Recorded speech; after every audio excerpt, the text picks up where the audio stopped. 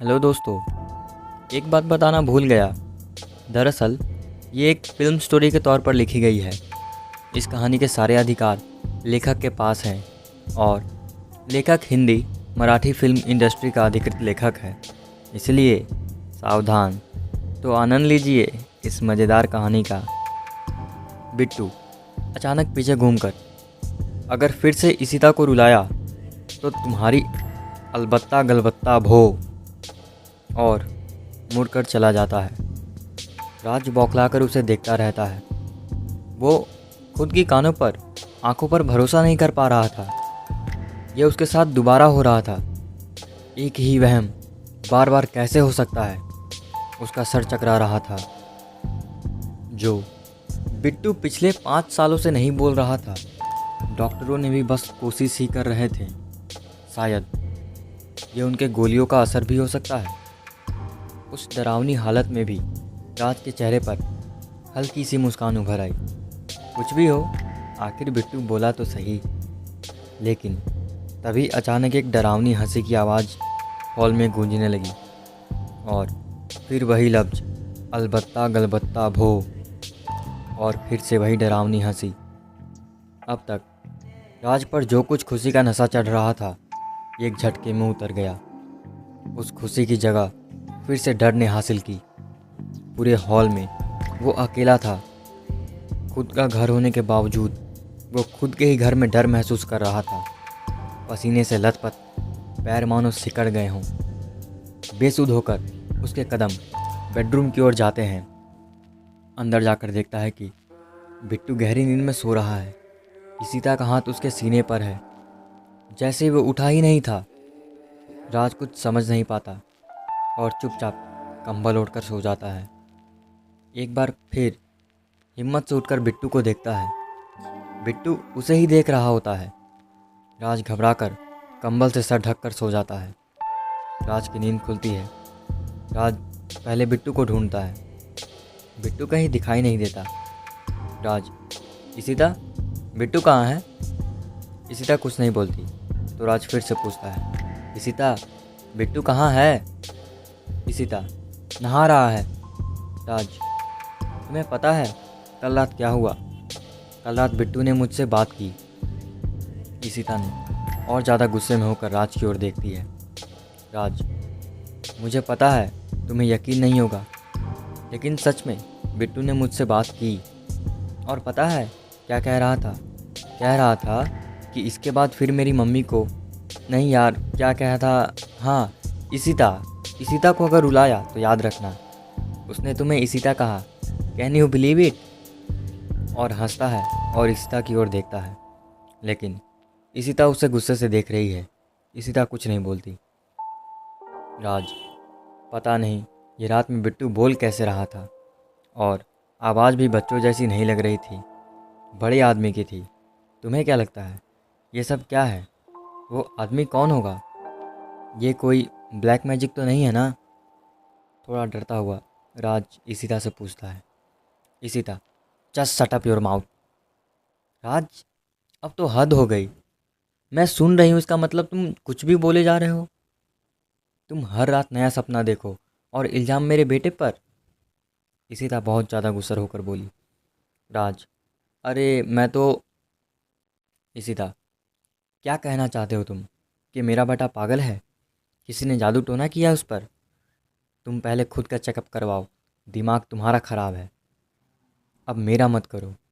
इशिता गुस्से में वहाँ चली जाती है। राज, क्या हो गया है तुझे राज? कल कुछ ज़्यादा तो नहीं पी ली थी मैंने? हंसता है। लेकिन ये सपना था तो वो पहले क्या था? या पहला सपना था, फिर दूसरा, या फिर सपने में सपना?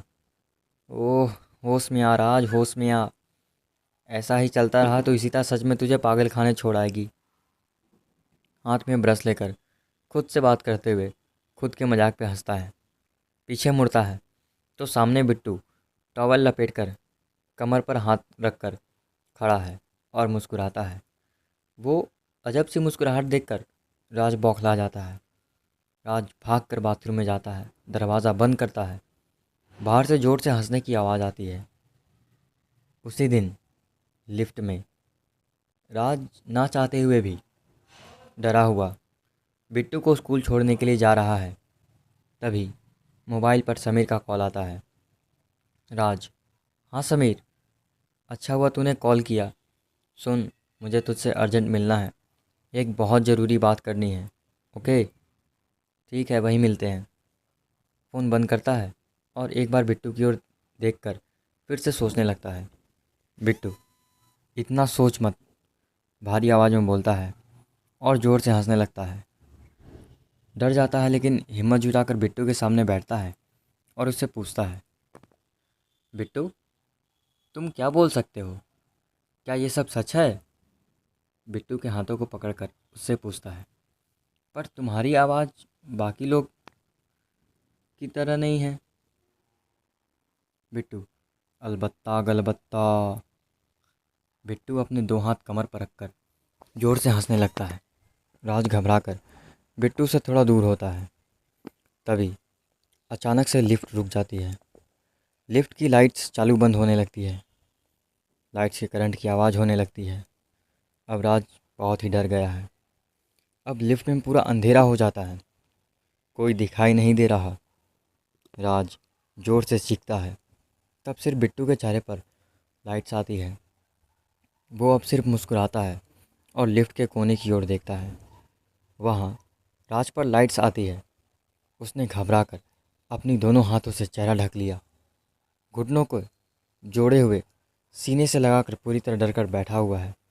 पसीने से पूरा भीग गया। कट्टू। राज सिगरेट पीते हुए कॉफ़ी शॉप के बाहर खड़ा है। समीर वहाँ आता है। समीर, हाँ बोल, क्या हुआ? राज, यहाँ नहीं, अंदर चलते हैं। समीर, ओके। दोनों चलकर अंदर जाते हैं। समीर को देखकर वेटर टेबल के नीचे छुप जाता है। दोनों बैठे हैं। वेटर का इंतज़ार। कोई कुछ नहीं बोलता। राज गहरी सोच में है। समीर, सुन, दो कॉफ़ी। हाँ बोल, क्या हुआ? कब से देख रहा हूँ तू टेंशन में दिख रहा है। क्या हुआ? भाभी ज़्यादा ही नाराज़ हो गई क्या? समीर हंसकर राज से पूछता है। राज, वो बात नहीं है, दरअसल मैं बिट्टू के बारे में। समीर, अरे यार, वो एक दिन ज़रूर बोलेगा। तू क्यों इतना टेंशन ले रहा है? उस डॉक्टर को अपना इलाज कर तो करने दे। क्या तू भी इतनी सी बात के लिए मुझे यहाँ बुलाया? राज, तुझे यकीन नहीं होगा, लेकिन पता नहीं कैसे कल रात और उसके पहले पार्टी के रात भी बिट्टू बिट्टू सच में बोल रहा था यार। समीर खुश होकर, क्या सच में? I can't believe it. क्या हुआ, मतलब क्या कहा उसने, क्या बोला वो? और ये तो खुशी की बात है, और तू ये इस बात का इस तरह बता रहा है? जोर से चिल्लाकर समीर राज से पूछता है। हे हेलो एवरीवन, आज सबको हमारी तरफ से पार्टी। राज, अबे रुक साले, पहले पूरी बात तो सुन। बोल तो बिट्टू रहा था, लेकिन आवाज़ किसी और की थी। समीर, क्या? क्या मतलब किसी और की आवाज़? समीर जोर से चिल्लाकर पार्टी कैंसिल करने का ऐलान करता है। समीर, अबे तेरा दिमाग तो ठीक है? बिट्टू बोल रहा था तो आवाज़ किसी और की कैसे होगी? सुबह से मैं ही मिला था क्या?